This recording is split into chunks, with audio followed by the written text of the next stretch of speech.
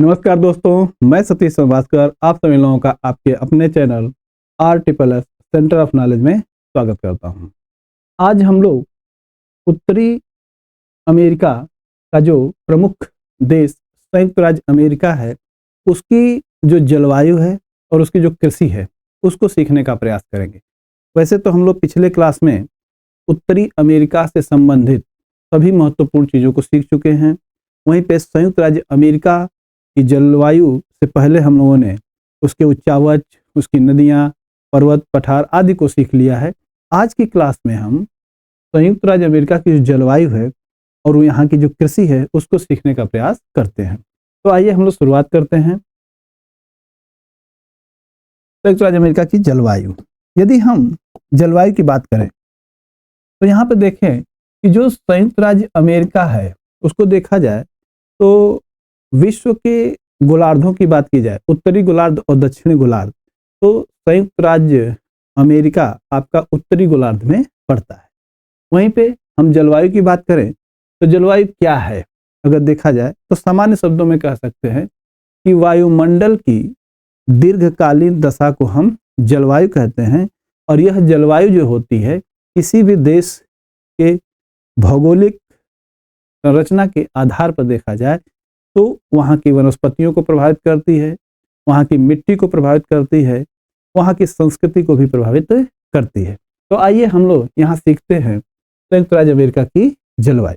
तो सामान्य तौर पर देखा जाए तो संयुक्त राज्य अमेरिका की जो जलवायु है, उसको हम लोग यहाँ दो भागों में बांटकर अध्ययन करने का प्रयास करते हैं। एक ऋतुओं के आधार पर देखा जाए तो एक हम लोग क्लासिफिकेशन करते हैं शीत ऋतु, शीत ऋतु, जिसे कि हम विंटर सीजन भी कहते हैं, विंटर सीजन। वहीं पे दूसरा जो है वो है ग्रीष्म ऋतु, ग्रीष्म ऋतु, समर सीजन, समर सीजन। अगर हम शीत ऋतु की बात करें, सामान्य तौर पर देखा जाए तो एक मैप हम लोग बनाने का प्रयास करें कि जो आपका उत्तरी अमेरिका है, उसको यदि हम इस तरीके से एक सामान्य सा ग्राफ बनाते हैं और इसको इस तरीके से सीखने का प्रयास करते हैं। अब यहाँ पे हम देखें तो जो ये आपका उत्तरी अमेरिका है, इसकी कंडीशन, तो ये जो उत्तरी अमेरिका है, इसके तट पे अगर देखा जाए तो यहाँ पे पश्चिमी तट है, श्रेणी है, सियरा नेवादा की श्रेणी है और यहाँ पे रॉकी श्रेणी है। तो होता ये है कि शीत ऋतु में यहाँ से जब पवनें चलती हैं स्थल की तरफ, तो इसके तट पे जब ये इसके पश्चिमी यानी कि जो श्रेणी चल रही है, इसकी श्रेणी से पश्चिमी तट पे जब हवाएं टकराती हैं तो पश्चिमी हिस्से की तरफ बारिश होती है, अच्छी बारिश होती है। लेकिन जब यही हवाएं पार करके जब ये रॉकी पर्वत श्रेणी से उतरती हैं तो उतरते समय यह हवाएं शुष्क हो जाती हैं, नमी इसकी समाप्त हो जाती है। तो इसके पश्चिमी छोर पे तो बारिश होती है, लेकिन इसके पूर्वी छोर पर यानी कि रॉकी पर्वत श्रेणी के पूर्वी छोर पर बारिश नहीं होती है।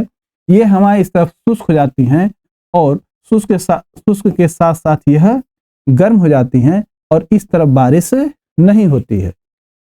इस तरफ बारिश नहीं होती है तो जो हवा चलती है, उस हवा को हम चिनूक के नाम से जानते हैं। तो यहाँ से आपसे प्रश्न पूछता है कि चिनूक जो हवा है वो कहाँ चलती है, यानी कि उसका किससे संबंध है, इस तरीके के प्रश्न आते हैं। तो यहाँ पे हम लोग जो पॉइंट को सीखते हैं वो ये सीखते हैं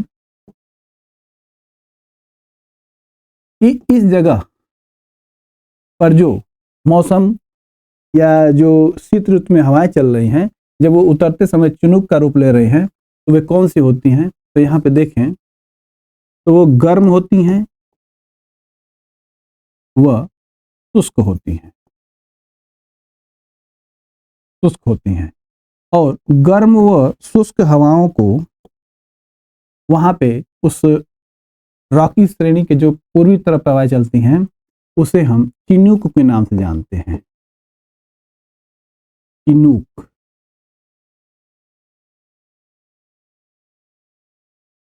चिनूक के नाम से जानते हैं।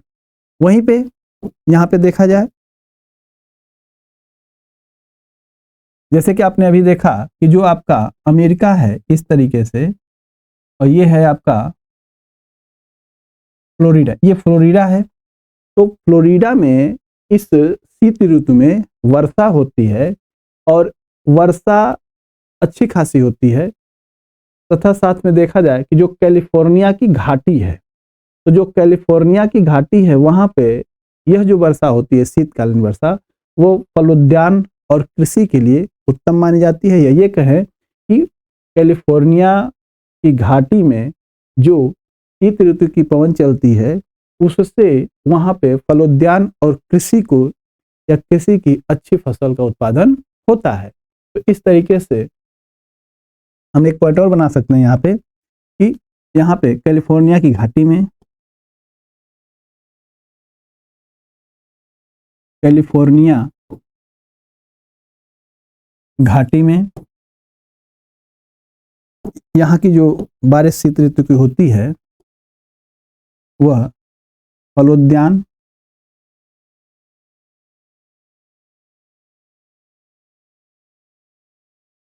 फलोद्यान एवं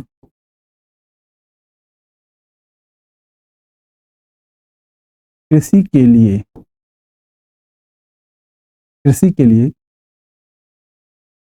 शीतकालीन वर्षा,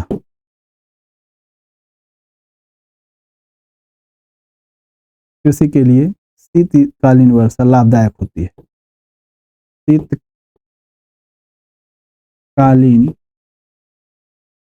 वर्षा लाभदायक होती है,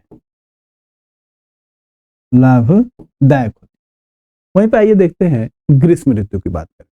अगर हम ग्रीष्म ऋतु की बात करें तो यहाँ पे देखें कि जब संयुक्त राज्य अमेरिका में ग्रीष्म ऋतु आती है तो वहां पे सामान्य तौर पर कुछ चक्रवात आते हैं और उन चक्रवातों से आपसे क्वेश्चन पूछते हैं। तो वहां पे सामान्यतः देखा जाए तो ग्रीष्म ऋतु में उष्णकटिबंधीय चक्रवात आते हैं और उन उष्णकटिबंधीय चक्रवात को वहां पे टॉर्नेडो और हरिकेन के नाम से जानते हैं। तो हरिकेन और टॉर्नेडो का जो संबंध है वह संयुक्त राज्य अमेरिका से है। तो यहाँ से जो पॉइंट हम लोगों का निकलता है वो ये कि उष्णकटिबंधीय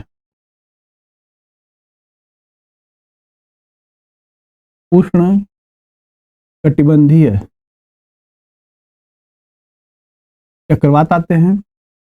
उन उष्णकटिबंधीय चक्रवातों की यदि बात करें तो एक होता है आपका टॉर्नेडो,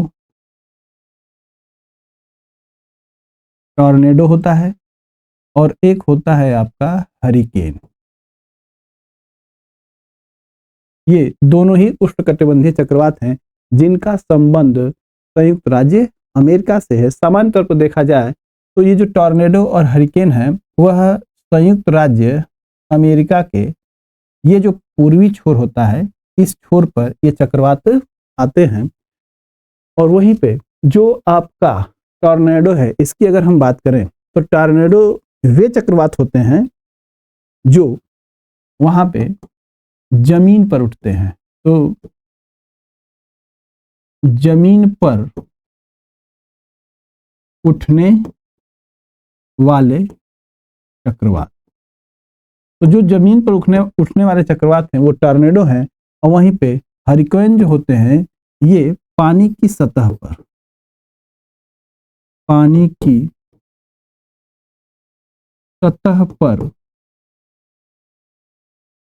उठने वाले चक्रवात हैं।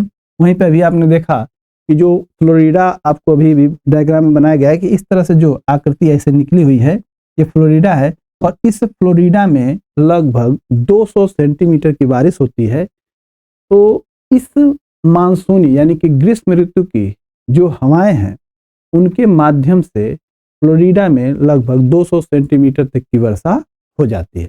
इस तरीके से देखें तो यहाँ की जो जलवायु के बारे में समझें तो एक शीत ऋतु और एक ग्रीष्म ऋतु। इससे जो क्वेश्चन आते हैं वो ये आते हैं कि शीत ऋतु जो होती है उसमें हवाएं चलती हैं, लेकिन रॉकी पर्वत को पार करके जब वो उतरती हैं हवाएं तो वो शुष्क हो जाती हैं, नमी समाप्त हो जाती है और वे गर्म हो जाती हैं। तो गर्म व शुष्क पवनों को वहाँ पे हम चिनूक कहते हैं। वहीं पे कैलिफोर्निया की घाटी में शीत ऋतु में जो वर्षा होती है उससे फलोद्यान एवं कृषि की अच्छी उपज होती है।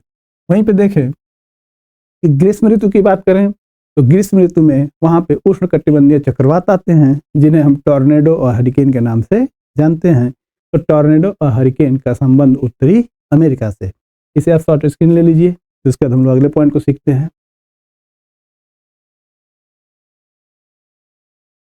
आइए हम देखते हैं अब कृषि। तो जो संयुक्त राज्य अमेरिका है वहाँ की जो कृषि है वो कैसी है। तो यहाँ पे हम देखें कि जो संयुक्त राज्य अमेरिका है वहाँ की जो कृषि है देखा जाए तो यह कृषि जो है सामान्य तौर पर वहाँ पे व्यावसायिक कृषि की जाती है। व्यावसायिक कृषि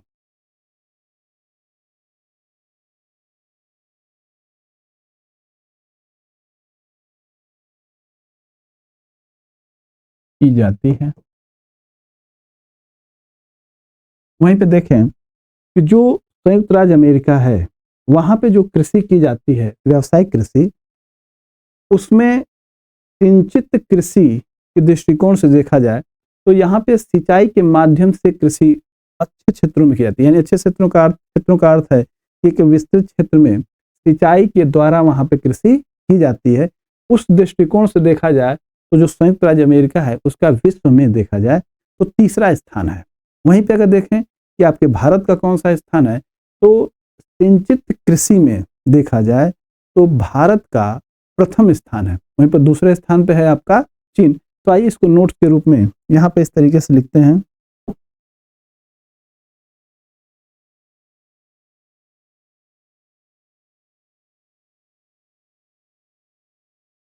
सिंचित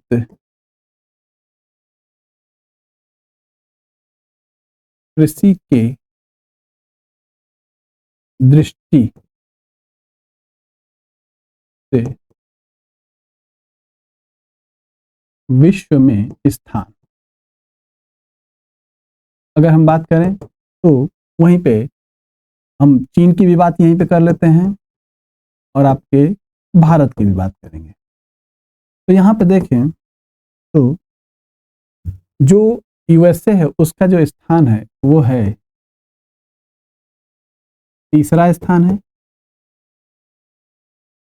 अगर हम चीन की बात करें तो सिंचित कृषि में विश्व में जो स्थान है वो है दूसरा। और अगर हम भारत की बात करें तो यह प्रथम स्थान रखता है। प्रथम स्थान रखता है। वहीं पे हम देखें तो यहाँ पे संयुक्त राज्य अमेरिका की यदि हम बात करें तो यहाँ पे उष्णकटिबंधीय घास के मैदान पाए जाते हैं। यदि हम उष्णकटिबंधीय घास के मैदान की बात करें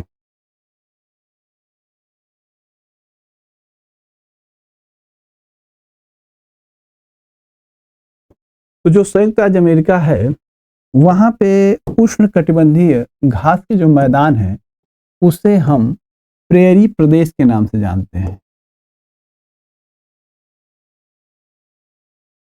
प्रेरी प्रदेश के नाम से जानते हैं। और यह जो प्रेरी प्रदेश है सामान्य तौर पर देखें तो वहाँ पे यह क्षेत्र जो है वह गेहूं, कपास, मक्का, गन्ना और धान आदि फसल के उत्पादन के लिए विशेष स्थान रखता है। वहीं पे यह जो प्रेरी प्रदेश है इसको देखा जाए तो यह कनाडा और संयुक्त राज्य अमेरिका में अलग अलग नामों से जाना जाता है जो कि एक विशेष स्थान रखता है। तो इसे यदि हम कनाडा में क्या कहते हैं अगर इसको समझने का प्रयास करें और वहीं पे हम इसे यूएसए यानी कि संयुक्त राज्य अमेरिका में क्या कहते हैं, तो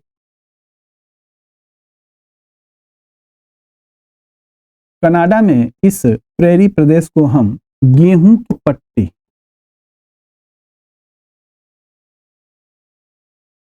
गेहूं की पट्टी के नाम से जानते हैं। और वहीं पे यूएसए की बात करें तो इसे हम यहाँ पे मक्का की पेटी, मक्का की पेटी के नाम से जानते हैं।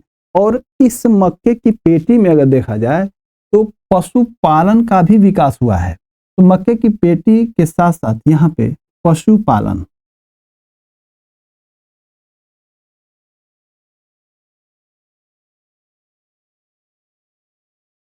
पशुपालन का भी विकास हुआ है। इस तरीके से देखें तो उष्णकटिबंधीय घास के जो मैदान है जो कि संयुक्त राज्य अमेरिका में जो पाए जाते हैं उसे हम मक्का की पेटी के नाम से जानते हैं। तो ये डायरेक्ट आपसे क्वेश्चन पूछता है कि मक्का की पेटी का संबंध किससे है, कनाडा से है कि यूएसए से, तो आपका होगा वो यूएसए से। और यह मक्के की पेटी में पशुपालन का विकास भी हुआ है।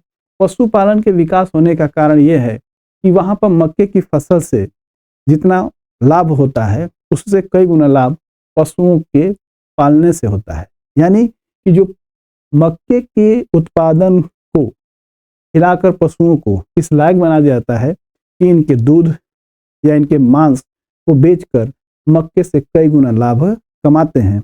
इसलिए यहाँ पर मक्के की पेटी के क्षेत्र में ही पशुपालन का भी विकास हुआ है। वह कौन कौन सा क्षेत्र यानी कि कहाँ से कहाँ तक, इसका अगर हम विस्तार की बात करें तो इसका जो विस्तार है इस मक्के की पेटी का वो कहाँ से है, तो देखा जाए तो इसका विस्तार मध्य ओहियो से, मध्य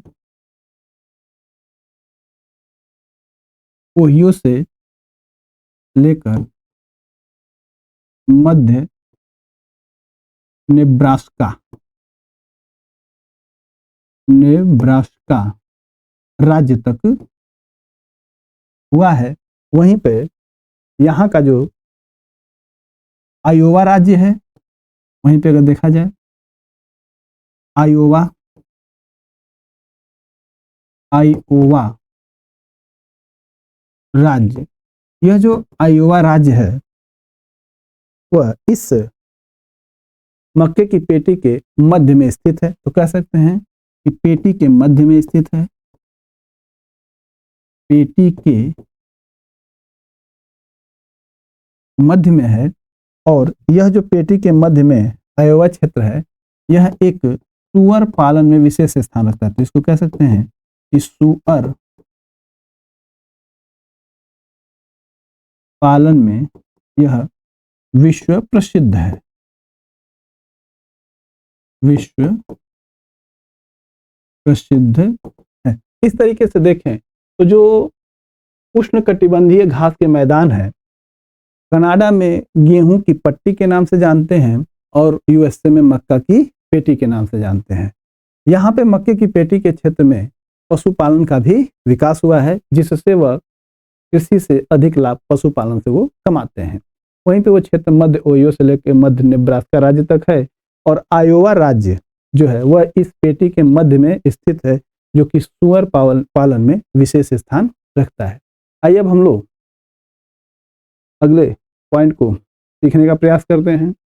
अगला जो पॉइंट है वो है आर्द्र उपोष्ण फसल प्रदेश, यानी कि जो यूएसए है वहां पे आर्द्र उपोष्ण फसल की बात की जाए तो वह नगरीय मांग पर आधारित फसल है। यानी कि इस फसल का उत्पादन जो होता है वहां पे नगरों की मांग पर आधारित है। तो नगर की क्या मांग है, फल फूल और सब्जी। वहीं पे देखा जाए कि इसकी अत्यंत गहन उत्पादन होता है और वो भी वैज्ञानिक विधि से। यानी कि फल फूल सब्जी का जो यूएसए में उत्पादन होता है वो वैज्ञानिक विधि से और गहन होता है, यानी बहुत ही भारी मात्रा में होता है। क्योंकि ये फल फूल और सब्जियां जो होते हैं वो जल्दी खराब हो जाते हैं, इसलिए यहाँ पे द्रुतगामी वाहनों का प्रयोग जैसे ट्रक और रेल गाड़ी का किया जाता है, ताकि जो सामान है यानी कि जो वस्तु है वह आसानी से लोगों के पास पहुंच सके, जिसको वहां पे हम ट्रक कृषि के नाम से जानते हैं।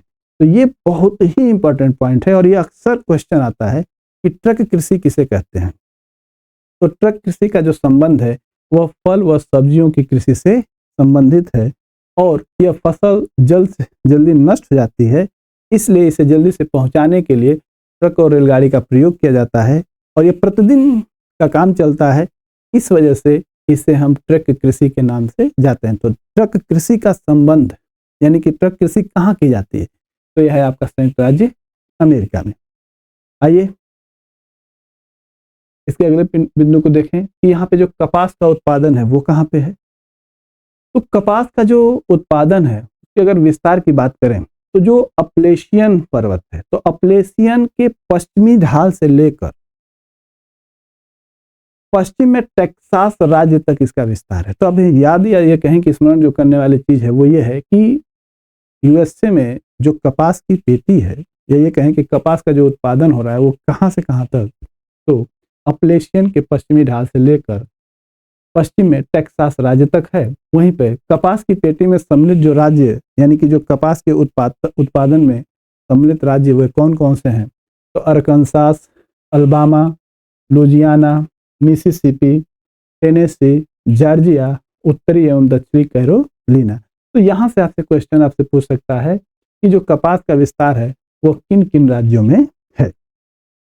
आइए इसके साथ हम नेक्स्ट पॉइंट को देखें। नेक्स्ट पॉइंट है बसंतकालीन गेहूं प्रदेश। अगर हम देखें तो जो बसंतकालीन गेहूं का प्रदेश है वह प्रेरी क्षेत्र के उत्तरी भाग में स्थित है, यानी कि जो आपका वहां का